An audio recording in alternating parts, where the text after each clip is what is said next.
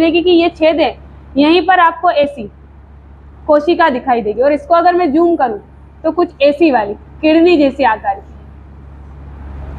और ये बीच में तो छिद्र है, ठीक है। और ये जो कोशिका है इन्हें हम गार्ड सेल के नाम से जानते हैं, कि जो छिद्र के आसपास जो किडनी जैसी शेप की कोशिका होती है उन कोशिका को क्या कहते हैं, तो उन कोशिका को क्या कहते हैं, रक्षी कोशिका या गार्ड सेल के नाम से जानते हैं। कोशिका घेरे रहती है और जिन्हें क्या कहा जाता है, रक्षी कोशिका कहती है। और यही कोशिका छिद्र को खुलना और बंद होना, कि भैया ज्यादा से ज्यादा गैस नहीं चाहिए, ऑक्सीजन का काम हो गया, कार्बन डाइऑक्साइड नहीं चाहिए, तो छिद्र को बंद करने का और छिद्र को खोलने का काम किसका होता है, तो इन गार्ड सेल या रक्षी कोशिका का ही होता है। क्लियर है कि रक्षी कोशिका क्या कार्य करती है, तो स्टोमेटा को ओपन और क्लोज करने का जो कार्य है वो जिम्मा किसने ले रखा है, रक्षी कोशिका ने। नेक्स्ट चलते हैं, या गैसों का, तो जो स्टोमेटा होता है इसका मुख्य कार्य यही कि गैसों का आदान प्रदान भी के लिए आवश्यक होता है।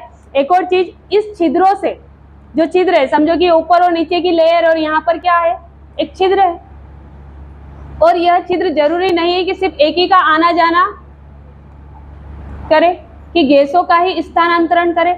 अगर यहाँ पर अधिक गर्मी हुई इस पत्ती पर, तो जल वाष्प के रूप में भी तो उड़ सकता है, उड़ता ही है, पत्तियां मुरझा जाती है, मुरझा, हाँ पीली हो जाती, पीली तो जब होगी जब वो पूरी सूख जाएगी, लेकिन मुरझा तो जाती है, मतलब इवोपरेशन रेट बढ़ जाती है। तो वो कहाँ से बढ़ती है, तो इस रंध्र से ही क्या होता है, जल जो है वाष्प बनकर उड़ता है। तो स्टोमेटा द्वारा एक और चीज होता है, वाष्पोत्सर्जन भी होता है, और इसका एक टर्म है इंग्लिश में जिसे ट्रांसपीरेशन कहते हैं। इंग्लिश मीडियम वाले थोड़ा सा ध्यान रखिएगा, इसे क्या कहते हैं, इवोपरेशन ना कहकर क्या कहते हैं, ट्रांसपीरेशन। ये पानी की हानि वेपर के रूप में जब होती है और वो भी पौधों के द्वारा होती है, तो उसे क्या कहते हैं, ट्रांसपीरेशन कहते हैं।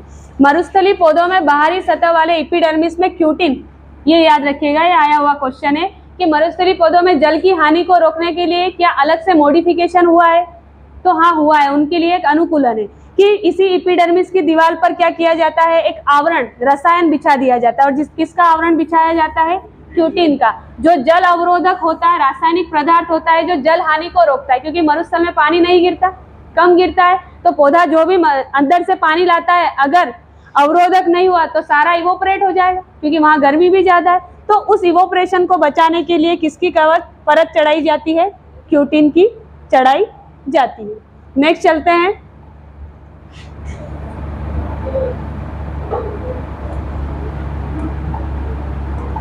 वृक्ष की आयु बढ़ने के साथ साथ बाह्य ऊतकों में परिवर्तन होकर किसका निर्माण होने लगता है, छाल का। नन्हे पौधे में छाल नहीं होती जब वो उगता है धीरे, लेकिन जैसे जैसे वो आयु के साथ बढ़ता है तो वैसे वैसे उसके चारों ओर क्या होने लगती है, छाल का निर्माण होने लगता है। इन्हीं छालों की भित्ति पर एक चीज पाई जाती है जिसे हम कहते हैं सुबेरिन। ये क्वेश्चन पूछा जाता है कि जैसे पानी बहुत सारा गिरता है पौधे में, पौधे पर भी, जैसे बारिश में, तो हम तो चलो घरों में छिप जाते हैं, बाहर भी रहते, तो हमारी त्वचा ऐसा नहीं कि पानी गिरा तो पानी सोख लिया, तो पौधे भी अगर पानी उन्हीं पर गिरता रहता है तो पौधे भी मोटे हो सकते हैं। सूखी लकड़ी अगर बारिश में पड़ी भीग जाती है तो वो मोटी हो जाती है, तो क्या जो पौधा खड़ा है वो पौधा भी, पानी तो उस पर भी गिर रहा है तो वो भी मोटा हो रहा है, होता है नहीं होता। तो ऐसा क्या होता है, वो छाल पानी क्यों नहीं ले रही, तो उसी छाल में एक आवरण होता है, किसका होता है, सुबेरिन रसायन का, जो इन छालों को हवा और पानी के लिए क्या करता है, अभेद बनाता है।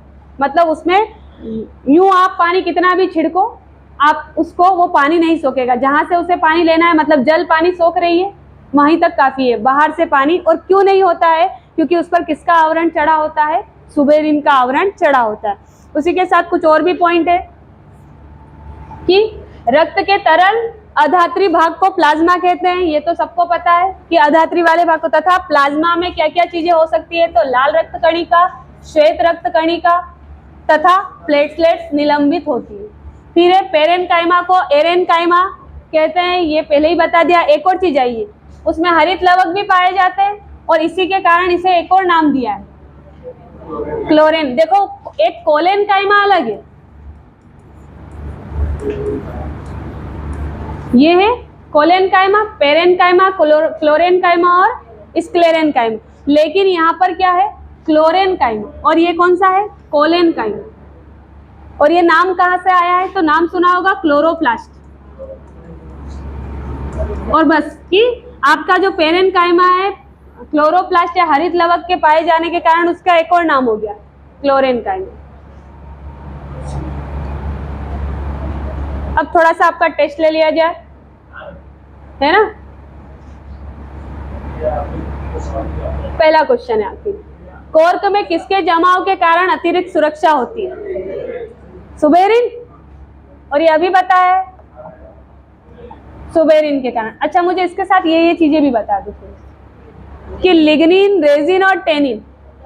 तो लिग्निन तो आपको पता है कि कोशिका भित्ति में पाया जाता है और इसी के कारण पौधा क्या होता है? कठोर होता है, ठीक है।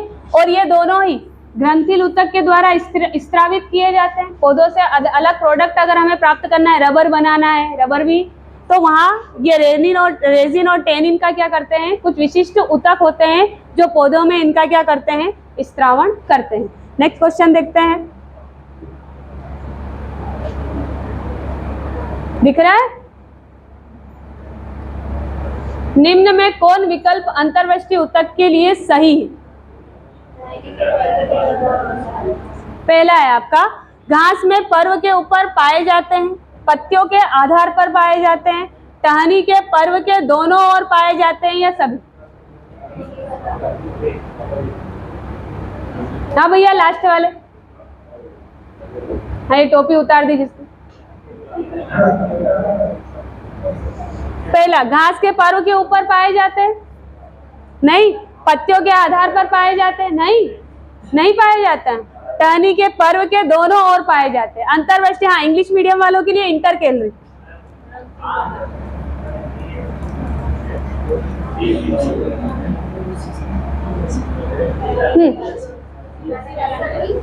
सभी, ये दीदी ने सही बोला है, सभी।